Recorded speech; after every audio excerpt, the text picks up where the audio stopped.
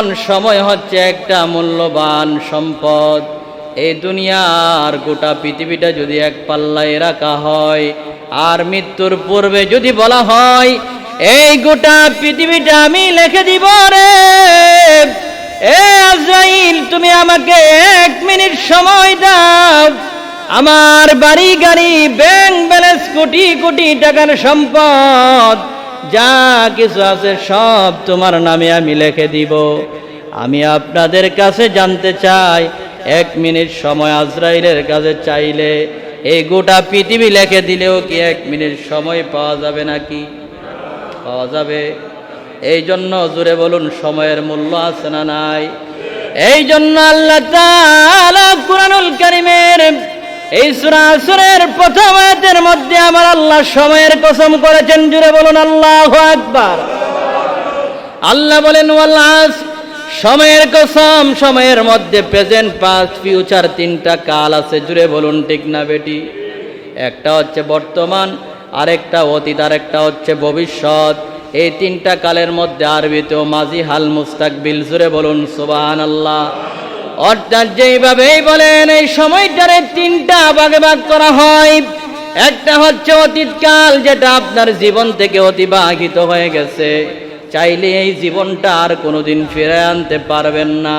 যদি বলেন কোটি টাকা ফিরে দিব, তুমি আমার শৈশবকালটা আবার ফিরে দাও, আপনার দুনিয়ার সব সম্পদ দিয়া আবার শৈশবকালে ফিরে যেতে পারবেন না।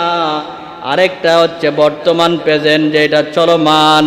এই বর্তমান সময়ের মধ্যে, এই সময়ের মধ্যে যদি আপনি চান অতীতে চলে যাইতে পারবেন না। এই জন্য বাবাজিরা আমার, সময়ের কাজ সময় মতে করা, এটা হচ্ছে বুদ্ধিমানের কাজ। এই জন্য আল্লাহ বলেন, হয়তো যেই কোনো কাজ অতীতে তুমি করেছো, অথবা বর্তমানে করছো, অথবা ভবিষ্যতে করবে, এই 3 কালের যেই কোনো এক কালে তোমার দুনিয়ার সমস্ত কাজগুলা হবে। এই জন্য আল্লাহ রব্বুল আলামিন সময় তো মূল্যবান সম্পদ হওয়ার কারণে আমার আল্লাহ নিজেই প্রথম সময়ের কসম করেছে। জুড়ে বলুন সুবহানাল্লাহ। এই সময়ের কসম করার পরে দ্বিতীয় আয়াতের মধ্যে আল্লাহ বলেন, ইন্নাল ইনসানা লাফি খুসর। আল্লাহ বলেন, নিশ্চয়ই দুনিয়ার যত মানুষ আছে সমস্ত মানুষগুলা ক্ষতিগ্রস্তের মধ্যে আছে, বিপদের মধ্যে নিমজ্জিত আছে। জুড়ে বলুন নাউজুবিল্লাহ। আমার আল্লাহ কসম করার পরে বলতেছেন, দুনিয়ার যত মানুষ আছে এই সমস্ত মানুষগুলা বিপদের মধ্যে নিমজ্জিত আছে। আমরা যদি আল্লাহ তাআলাকে প্রশ্ন করি, আল্লাহ গো, এই দুনিয়ার সমস্ত মানুষগুলা যদি বিপদের মধ্যে থাকে, বিপদের মধ্যে নিমজ্জিত থাকে, ক্ষতিগ্রস্ততার মধ্যে থাকে, তাহলে আল্লাহ এই বিপদ থেকে কেমন করে উদ্ধার হব? আর এই বিপদ থেকে বাঁচার কি উপায় জানার দরকার আছে না নাই? জোরে বলুন না, আছে না নাই?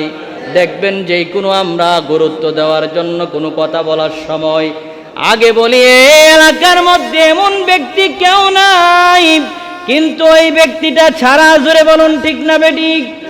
এই জন্য আল্লাহ তাআলা প্রথমে বলেছেন, ইন্নাল ইনসানা লাফি খুসর।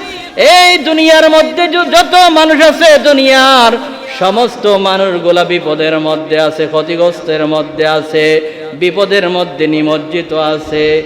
এরপরের আয়াতের মধ্যে আমার আল্লাহ বলেন, 4 গুণওয়ালা ব্যক্তি ব্যতীত যার মধ্যে 4টা গুণ পাওয়া যাবে, ওই ব্যক্তিরা বিপদের মধ্যে নাই। ওই ব্যক্তির জন্য আমি আল্লাহ জান্নাত রাখলাম। জোরে বলুন সুবহানাল্লাহ। তাইলে কয় গুণওয়ালা ব্যক্তি বিপদে নাই? 4 গুণ। জোরে বলুন কয় গুণ? আল্লাহ তাআলা বলেন, ইন্নাল্লাযীনা আমানু ওয়া আমিলুস সালিহাতি ওয়া তাওয়াসাউ বিল হাক্কি ওয়া তাওয়াসাউ বিস সাবর। জোরে বলুন আল্লাহু আকবার। আমার আল্লাহ বলেন, ইল্লাল্লাযীনা আমানু, কিন্তু তারা নয় যারা ঈমান এনেছে। 1 নম্বর গুণ হলো, যারা ঈমান এনেছে তারা বিপদের মধ্যে নাই, 2 নম্বর গুণ হলো ঈমান আনার পরে ওয়া আমিলুস সলিহাত, যারা সৎকর্ম করে আমলে সলিহাত করে নেক আমল করে। 3 নম্বর গুণ হলো ওয়া তাওয়াসাউ বিল হক, যারা মানুষকে যারা সৎকর্মের উপদেশ দেয়।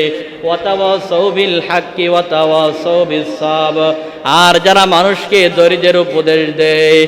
এই 4টা গুণ যাদের মধ্যে আছে রে, আমার আল্লাহ বলেন এই 4 গুণওয়ালা ব্যতীত, এই 4 গুণওয়ালা ব্যতীত দুনিয়ার যত মানুষ আছে, রাজা বাদশাহ ধনী গরিব যত মানুষ আছে, সমস্ত মানুষগুলা বিপদের মধ্যে আছে। এর মধ্যে 4 গুণওয়ালা ব্যতীত। বলবেন হুজুর এই 4 গুণওয়ালা ব্যক্তির কি পুরস্কার? আমার আল্লাহ তাআলা পবিত্র কুরআনুল কারীমের 18 নম্বর সূরাতুল কাহাফের মধ্যে 107 নম্বর আয়াতের মধ্যে আল্লাহ বলেন, ইন্নাল্লাযীনা আমানু ওয়া আমিলুস সলিহাতি কানাত লাহুম জান্নাতুল ফিরদাউসি নুজুলা। জোরে বলুন আল্লাহু আকবার।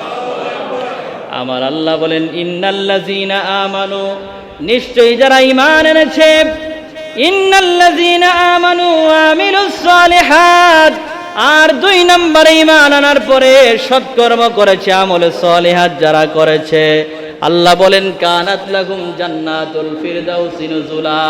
এই গুণগুলা যাদের মধ্যে আছে তাদের জন্য আমি আল্লাহ তাআলা জান্নাতুল ফেরদাউস প্রস্তুত করে রেখেছি। জুড়ে বলুন সুবহানাল্লাহ।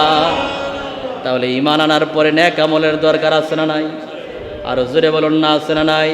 অনেকে বলে ঈমান মজবুত আছে, নেক আমলের দরকার নাই। আবার এরকম ব্যক্তিও বলে যে চুরি করলেও ঈমান মজবুত আছে। এই কথা বলার লোকও আছে না নাই? আসেনি? তো চুরি করলেও ঈমান মজবুত আছে। জোরে কর না নাউজুবিল্লাহ। ঈমান 1 নম্বরে আনতে হবে, আনার পরে নেক আমল করতে হবে, সৎ কর্ম করতে হবে, আল্লাহ তাআলার হুকুমগুলা মানতে হবে, তাহলেই জান্নাতুল ফেরদাউস। জুড়ে বলুন ঠিক না বেঠিক? আল্লাহ বলেন প্রথমে ইন্নাল্লাযীনা আমানু, 1 নম্বরে নিশ্চয়ই যারা ঈমান আনবে, ওয়া আমিলুস সলিহাত, ঈমান আনার পরে 2 নম্বর গুণ হলো তারা সৎকর্ম করবে, নেক আমল করবে। বলবেন হুজুর কতদিন পর্যন্ত নেক আমল করব? আল্লাহ তাআলা অন্য আয়াতের মধ্যে বলেন ওয়াবুদ রাব্বাকা হাত্তা ইয়াতিয়াকাল ইয়াকিন। এ দুনিয়ার বান্দা বান্দিরা রে, যতক্ষণ পর্যন্ত ইয়াকিন না আসে ততক্ষণ ইবাদত করো।